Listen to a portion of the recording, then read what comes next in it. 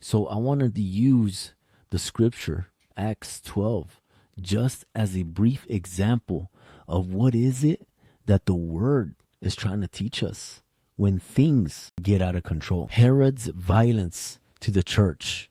And we're going to be reading all the way up to verse 5. It says, now about the time Herod the king stretched out his hand to harass the church, then he killed James, the brother of John, with the sword. And because he saw that it pleased the Jews, he proceeded further to seize Peter also. Now it was during the days of unleavened bread. So when he had arrested him, he put him in prison and delivered him to 4 squads of soldiers to keep him, intending to bring him before the people after the Passover. Peter was therefore kept in prison, but constant prayer was offered to God for him by the church. So I wanted to stop here because I wanted to point out that Peter and the church had fallen into a circumstance that was way beyond their control. You get me? King Herod wanted to harass the church, and at that time, preaching the gospel was a death sentence. Something that caught my attention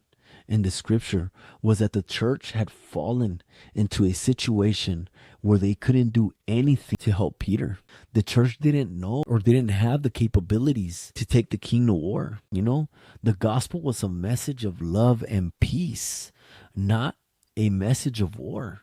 You know, so the followers of Christ had no way to intervene. So what did the church do? In verse 5, we can see that the church offered prayer to God for Peter. You know, Peter was in constant prayer, you know, and they turned the circumstance over to God.